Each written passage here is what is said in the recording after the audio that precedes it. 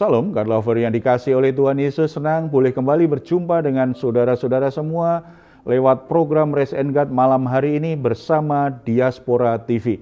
Setelah melewati berbagai kesibukan sepanjang hari ini, mungkin ada situasi yang membuat saudara menjadi letih, lesu, dan berbeban berat.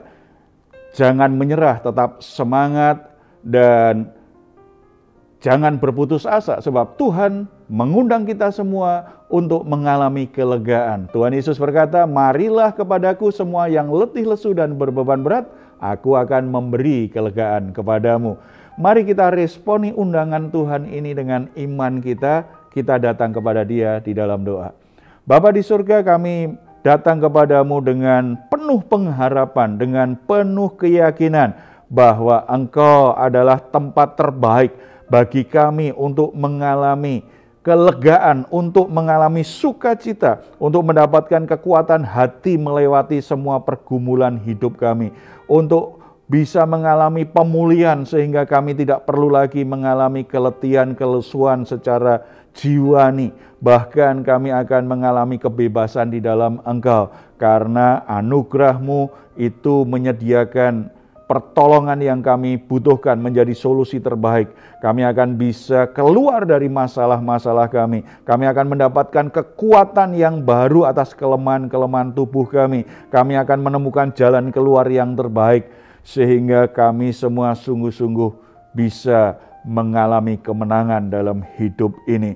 Lewat apa yang terjadi, biarlah nama Tuhan dipermuliakan dalam hidup kami semua. Saat ini Bapa, kami siap mendengar firman-Mu, nyatakan kebenaran-Mu di dalam nama Tuhan Yesus Kristus. Amin. Manusia adalah ciptaan yang sangat istimewa dan mulia. Salah satu keistimewaan manusia adalah karena manusia diberi yang namanya kehendak bebas. Manusia boleh memilih apapun yang dia inginkan. Manusia boleh membuat keputusan apapun yang dia anggap baik, yang dia anggap cocok. Tetapi bukan berarti semua pilihan, semua keputusan manusia itu sejalan dengan maunya Tuhan, sesuai dengan kehendaknya Tuhan. Apalagi sebagai manusia berdosa, kehendak bebas manusia seringkali membawa manusia menuju kepada kesalahan, pada dosa, pada pelanggaran-pelanggaran dan penyesatan, jauh dari Tuhan. Dan satu hal yang perlu kita pahami, walaupun kita punya kehendak bebas, setiap keputusan kita, setiap pilihan kita, itu ada konsekuensinya yang harus kita pertanggungjawabkan di hadapan Tuhan. Kita tidak boleh semau-mau kita membuat keputusan dalam hidup ini. Kita mungkin terlalu yakin dengan anugerah Tuhan, karena di dalam Kristus, dalam anugerahnya, kita semua itu kan diampuni secara penuh. Kita diterima apa adanya. Tetapi bukan berarti Tuhan bisa kita permainkan lalu kita bertindak semau kita sendiri atas nama kasih karunia, atas nama anugerah Tuhan. Tetapi kita menghina kekudusan Tuhan. Kita tidak menghormati otoritas Tuhan. Tidak. Tuhan tetap bertindak tegas terhadap orang-orang yang menyalahgunakan kehendak bebasnya dengan cara melakukan perbuatan-perbuatan dosa, yang menyia-nyiakan kasih karunia dengan membiarkan dosa itu terus menguasai hidupnya. Kita akan belajar dari kebenaran firman Tuhan bahwa Tuhan itu ternyata sangat serius, sangat tegas terhadap segala kefasikan dan kelaliman yang dilakukan oleh manusia. Kita membuka Alkitab kita dari surat Roma pasal 18 sampai 32. Ayat 18. Sebab murka Allah nyata dari surga atas segala kefasikan dan kelaliman manusia yang menindas kebenaran dengan kelaliman. Murka Allah nyata.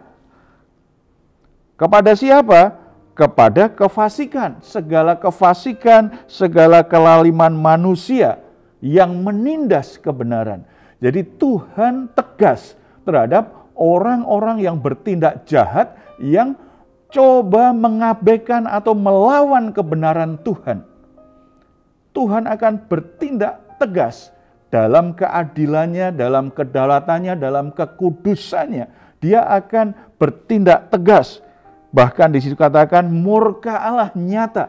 Berarti itu bukan sekedar ancaman, tetapi itu sebuah kenyataan. Orang-orang yang bersikap fasik, orang-orang yang bersikap lalim, yang menindas kebenaran akan berhadapan dengan murka Allah, akan mengalami yang namanya murka Allah dalam hidupnya. Kita lanjut ayat 19 dan 20. Karena apa yang dapat mereka ketahui tentang Allah nyata bagi mereka, sebab Allah telah menyatakannya kepada mereka. Sebab apa yang tidak nampak daripadanya, yaitu kekuatannya yang kekal dan keilahiannya dapat nampak kepada pikiran dari karyanya sejak dunia diciptakan, sehingga mereka tidak dapat berdalih.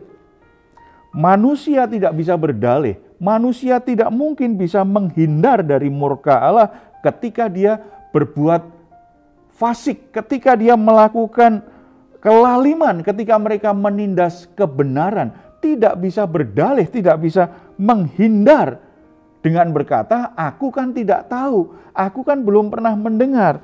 Karena apa? Karena keadilan Tuhan, kekuatan Tuhan, kedaulatan Tuhan itu nyata, terlihat dari karyanya di alam semesta itu. Jadi tidak ada yang bisa berdalih, harus berhadapan dengan murka Allah kalau memang sikapnya jahat di mata Tuhan. Ayat 21 sampai 23.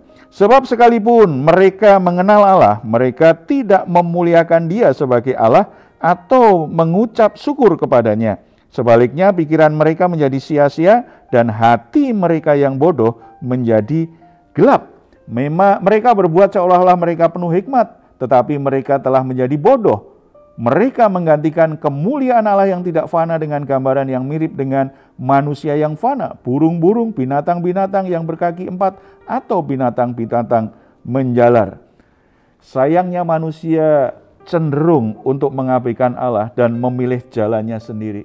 Manusia ingin menciptakan Tuhannya sendiri dengan benda-benda, dengan bentuk-bentuk yang dia suka, yang dia cocok, yang dia bisa raba, yang dia bisa pegang, yang dia bisa akui itu sebagai hasil karyanya. Dengan kata lain, manusia sebenarnya sedang menjadi Tuhan atas hidupnya sendiri. Dan dia menciptakan Tuhan-Tuhan yang lebih kecil yang bisa melayani dia, yang bisa mengabdi kepada dia, yang bisa memenuhi semua hasrat hatinya. Manusia yang punya kecenderungan begini, kembali, dia akan berhadapan dengan murka Allah. Tuhan memberi kita kehendak bebas, tetapi baiklah kehendak bebas kita selaraskan dengan kehendak Tuhan. Kehendak bebas kita tidak boleh membuat kita menjauh dari Tuhan, membuat kita justru melawan Tuhan, atau berusaha menyingkirkan kehadiran Tuhan yang benar yang kita kenal dalam nama Tuhan Yesus Kristus. Itu sangat tidak boleh. Kalau tidak, kalau kita mengeraskan hati, maka kita akan berhadapan dengan kedaulatan dan kuasa Tuhan. Tuhan bisa menyatakan murkanya, dan sesuatu yang sangat bahaya dan celaka sekali ketika manusia berhadapan dengan murka Allah. Ayat 24 sampai 27. Karena itu Allah menyerahkan mereka kepada keinginan hati mereka akan kecemaran, sehingga mereka saling mencemarkan tubuh mereka, sebab mereka menggantikan kebenaran Allah dengan dusta, dan memuja dan menyembah makhluk dengan melupakan penciptanya yang harus dipuji selama-lamanya. Amin. Karena itu Allah menyerahkan mereka kepada hawa nafsu yang memalukan, sebab istri-istri mereka menggantikan persetubuhan yang wajar dengan yang tak wajar. Demikian juga suami-suami meninggalkan persetubuhan yang wajar dengan istri mereka dan menyala-nyala dalam birahi mereka seorang terhadap yang lain, sehingga mereka melakukan kemesuman laki-laki dengan laki-laki, dan karena itu mereka menerima dalam diri mereka balasan yang setimpal untuk kesesatan mereka. kefasikan, kelaliman, dan penindasan terhadap kebenaran itu sedemikian rupa sudah merusak hidup manusia, sehingga manusia cenderung menjadi orang yang durhaka terhadap Allah. Mereka tidak lagi peduli lagi dengan kebenaran, mereka tidak peduli lagi dengan Tuhan, atau kalau toh mereka masih berdoa, mereka masih beribadah, tetapi sesungguhnya mereka tidak peduli lagi dengan Tuhan, dengan kebenaran dan kekudusan Tuhan. Mereka sangat tidak peduli karena mereka menyerahkan dirinya pada hawa nafsu yang menyesatkan, sehingga terjadilah hubungan-hubungan yang tidak normal. Di sini tadi disebutkan ada perilaku-perilaku yang tidak wajar yang terjadi antara suami istri, antara perempuan dengan perempuan, laki-laki dengan perempuan, dengan laki-laki. Dilakukan dengan hal yang luar biasa, hanya sekedar memuaskan hasrat hawa nafsunya saja. Saudara-saudara, Tuhan berkata, akhirnya Tuhan menyerahkan mereka kepada hawa nafsunya. Artinya apa? Artinya ini seperti kalau dalam perumpamaan di Alkitab itu seperti seorang bapa yang anak bungsunya menuntut supaya warisannya diberikan kepadanya. Apakah itu sesuatu yang wajar? Sangat tidak wajar. Sebab kepantasan di masyarakat itu adalah anak baru bicara tentang warisan kalau orang tuanya sudah meninggal. Tetapi anak bungsu itu sudah minta bagian warisannya. Dengan tekanan yang sangat kuat, minta supaya berikan aku apa yang menjadi bagianku. Bapak tadi akhirnya menyerahkan warisan dari anak. Apakah dengan sukacita dalam arti, ini sesuai dengan memang aturannya, ini sesuai dengan kebenaran, ini sesuai dengan hukum? Tidak. Dalam tanda petik sebenarnya bapak itu terpaksa menyerahkannya karena anak bungsunya memaksa, menuntut untuk mengambil bagian dari warisan. Dalam situasi yang agak berbeda, Tuhan menyerahkan orang-orang yang fasik, orang-orang yang menindas kebenaran, diserahkan pada hawa nafsunya yang sangat jahat itu, sehingga mereka melakukan hal-hal yang sangat tidak pantas, hal-hal yang tidak wajar. Dan pilihan untuk berdosa, pilihan untuk mengambil keputusan berbuat dosa, berbuat yang menyimpang, berbuat hanya melampiaskan hawa nafsu, sama saja mereka seperti menyerahkan hidupnya pada perbudakan dosa. Ketika ada orang hanya ingin melampiaskan hawa nafsunya, melakukan dosa, kalau dia tidak segera bertobat, maka dia sedang menyerahkan dirinya jadi budak dosa. Dia akan diperbudak, dia akan diperhamba, sampai akhirnya dia akan alami kerusakan hidup, kehancuran hidup. Akhirnya dia akan alami hal-hal yang sangat buruk. Belum lagi dia akan berhadapan dengan murka Allah. Sebuah pilihan yang sangat fatal dan menghancurkan hidupnya sendiri. Oleh sebab itu, saudara-saudara, dalam kehendak bebas yang kita miliki, mari kita arahkan kehendak kita untuk membuat keputusan-keputusan sebagai orang merdeka. Merdeka terhadap godaan untuk berbuat dosa, merdeka terhadap kesesatan, merdeka terhadap bujuk rayu dunia, merdeka terhadap tarikan-tarikan dunia dan bujuk rayu iblis, dan memuaskan keinginan-keinginan daging. Kita harus alami kemerdekaan itu karena di dalam Yesus Kristus kita sudah ditebus dan kita sudah diposisikan, diberi status yang baru sebagai orang-orang yang merdeka. Tidak sepantasnya kita kembali diperbudak oleh iblis. Ayat 28-31 menegaskan bahwa orang yang menyingkirkan Allah dengan cara yang seperti itu akan kehilangan sifat-sifat baiknya bahkan kehilangan kemanusiaannya. Karena apa? Melakukan sesuatu yang tidak pantas dilakukan oleh manusia. Kemudian kalau kita baca 29 sampai 31, di situ dimuat daftar yang cukup lengkap tentang kerusakan yang akan terjadi dalam hidup manusia. Firman Tuhan ini mengingatkan kita semua, mari kita lebih bijaksana dengan kehendak bebas kita. Mari kita lebih bijaksana dengan keputusan, pilihan, dan tindakan-tindakan kita. Jangan sampai apa yang kita lakukan itu menindas kebenaran dan berhadapan dengan murka Allah. Kalau itu yang kita lakukan, kita sedang merusak hidup kita, merusak masa depan kita, dan merusak orang-orang yang kita kasih yang ada dalam hidup kita saat ini. Kita datang kepada Tuhan. Bapa di surga, Engkau sudah mengingatkan kami saat ini bahwa Tuhan itu mengasihi kami, tetapi Tuhan tidak pernah bermain-main, tidak bisa dipermainkan, dan tidak akan membiarkan manusia untuk menindas kebenaran-Mu, untuk berlaku fasik dan dalam kelaliman. Tuhan akan bertindak mendisiplin, bahkan Tuhan akan menyatakan murka-Mu yang besar.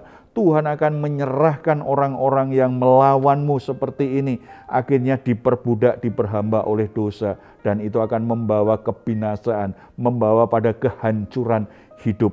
Oleh sebab itu Bapa, biarlah Roh Kudus lebih jauh lagi mengajar kami, mengingatkan kami semua, supaya kami lebih bijaksana dalam membuat keputusan, supaya kami lebih bijaksana mengelola kehendak bebas kami.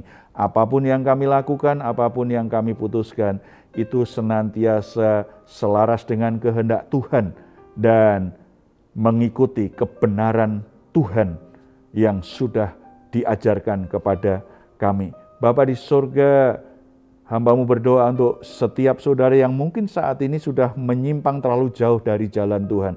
Mereka sudah diperbudak oleh dosa. Mereka sudah diperhamba dengan hal-hal yang tidak wajar dalam hidup mereka. Kiranya kebenaran firman-Mu menjamah mereka, Roh Kudus bekerja, dan Tuhan tolong mereka, Tuhan bebaskan mereka dari semua ikatan dosa itu. Tuhan bebaskan mereka dari perhambaan dosa. Biarlah mereka boleh mengalami kuasa kebangkitan Kristus yang membuat mereka keluar dari perhambaan dan hidup dalam kehidupan yang baru, kehidupan di dalam kebenaran Tuhan. Tuhan perbaharui, Tuhan ubah kehidupan kami semua. Tuhan beri kami kekuatan hati, kekuatan iman untuk berkata tidak terhadap godaan dosa, untuk berkata tidak terhadap pencobaan yang akan menyesatkan kami, tetapi dengan tegas kami bisa menolaknya dan mengambil posisi ada di jalan Tuhan. Berkat-Mu, anugerah-Mu menyertai kami semua dalam nama Tuhan Yesus. Amin. Jika saudara dalam pergumulan, saudara dalam keadaan sakit atau masalah ekonomi, masalah apapun, saudara membutuhkan dukungan doa, di layar saudara ada nomor telepon yang bisa saudara hubungi. Tim doa kami akan mendukung saudara dalam doa. Tetap percaya, tetap berharap bahwa di dalam Tuhan selalu ada pertolongan, ada mujizat yang kita butuhkan. Silahkan jika saudara ingin memberikan komentar, tuliskan komentar saudara di ruang komentar yang ada di channel Diaspora TV. Sebelum kita berpisah, mari kita perkatakan bersama-sama Mazmur 4 ayat 8 sampai 9. Kita imani, kita yakin ini bisa terjadi dalam hidup kita. Engkau telah memberikan sukacita kepadaku lebih banyak daripada mereka ketika mereka kelimpahan gandum dan anggur. Dengan tentram aku mau membaringkan diri lalu segera tidur. Sebab hanya Engkaulah ya Tuhan yang membiarkan aku diam dengan aman. Puji Tuhan, selamat beristirahat. Doa saya selalu, saudara sungguh-sungguh mengalami rest and God setiap hari. Tuhan Yesus memberkati kita semuanya. Salam.